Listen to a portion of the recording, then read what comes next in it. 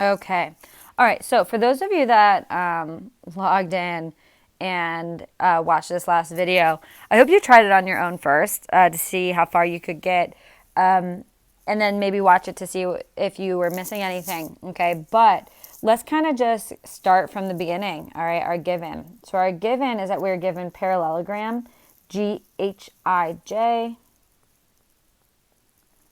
All right. And HP is congruent to, what is it, JQ. Okay. All right, so let's mark up what we have. We're given HP is congruent to JQ. Let's take a look at what we're trying to prove. All right, so what we're trying to prove is that PX is congruent to QX, okay? And if you kind of used the last example as what we're trying, like, as the example for this one, it's exactly kind of the same in the fact that what we're really trying to prove is that the triangles are congruent, all right? So what our game plan here, guys, is to prove that triangle PGX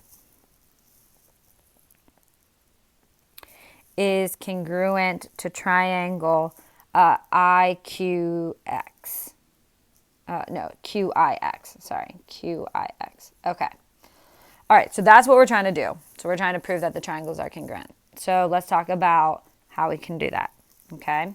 So first of all, let's go ahead and take a look at what we're given, okay? So if you guys were looking at the triangles that we're trying to prove, there should be something right away that you guys could see, all right, of GPX and IXQ, all right? And that is these two angles right here. What type of angles are they? They're vertical, all right? So we know that those two angles have to be congruent. So we know that angle PXG has to be congruent to angle QXI, and that's bivertical. All right, so that's kind of going into our back pocket and recognizing that those are vertical angles, okay? Now, the next thing I'm going to do is once again talk about properties of the parallelogram, all right? And we're actually going to use these two sides twice, okay? So what do we know about those two sides? Well, because it's a parallelogram, we know that those two sides are parallel, all right? And if you look at those two sides and you look at this as a transversal, all right, how does that help us? Well, it gives us our alternate interior angles. And what do we know about alternate interior angles? If the sides are parallel, we know that they are congruent. So I'm actually going to first state, all right, that the sides are parallel first, okay? So I'm going to have to state GH is parallel to GJI, all right? And that's by opposite sides parallel. Okay. And now that I've stated that, I'm going to now state that the alternate interior angles are congruent. So PGX, so angle PGX has to be congruent to angle QIX because of alternate interior. Okay. So we have two angles, guys, all right? We need a side in here, all right? And a lot of students are going to automatically state that X has to be the midpoint, all right? And that's not true because we don't have two diagonals here, okay? So I told you guys that what we have to look at next is GH and JI again, and the fact that they have to be congruent, all right? And I'm going to guide you through this next part to see where we're going to, all right? But we need to state that GH is also congruent to JI, okay? And that's through opposite sides are congruent. Okay. Now, I'm going to do on this next step a definition of congruence. Just because I know where we're going, okay? So on this step 6, I'm going to do two of them. I'm going to do GH is equal to JI, and then I'm also going to do HP is equal to JQ. And I don't know if you see where we're going here, guys. All right, but we are going to have to do some segment addition.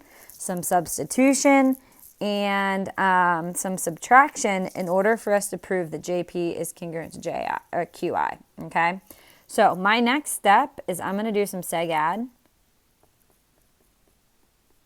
All right, and I'm going to do it for those GH and JI. So I'm going to do GP plus PH is equal to GH. And then I'm going to do GQ, JQ plus QI is equal to JI.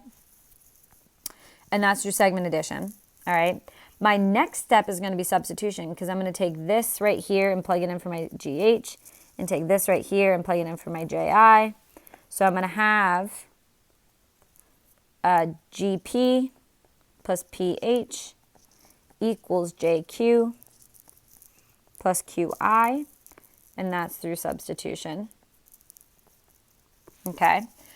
I'm going to do another step here, all right, where I'm going to take this JQ and plug it in for my pH because they're equal. So I'm going to do another substitution. So I'm going to do GP plus JQ is equal to JQ plus QI. So that's another substitution.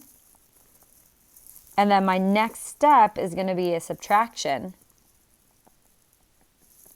where I'm going to subtract GQ or JQ, all right, from both sides. And I'm going to have GP equals QI.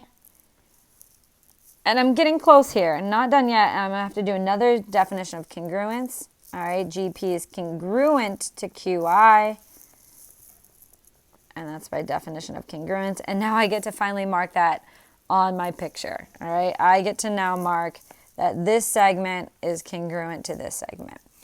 So if we look at those two triangles now, all right, holy cow, that was a lot of work, all right, for us to prove that these two triangles are congruent. How am I proving them to be congruent? Well, I'm proving them to be congruent using angle, angle, side. So I'm going to now state, I'm 2 steps away. All right, my game plan right here, guys, all right, I'm going to just copy and paste that into my step 12. And that's going to be through angle, angle, side. And now that I've stated those two triangles are congruent, I can now state that the corresponding parts are congruent, all right, which then means that PX is congruent to QX, and that's by CP/CTC. It's a great proof, guys. All right, I wonder how many of you guys got pretty close. Okay, that's it. If you did this on your own, that's excellent. All right, that you should feel pretty good. All right, about that. Okay, I hope you guys watch this. It's a great proof. Remember, we're learning for the sake of learning.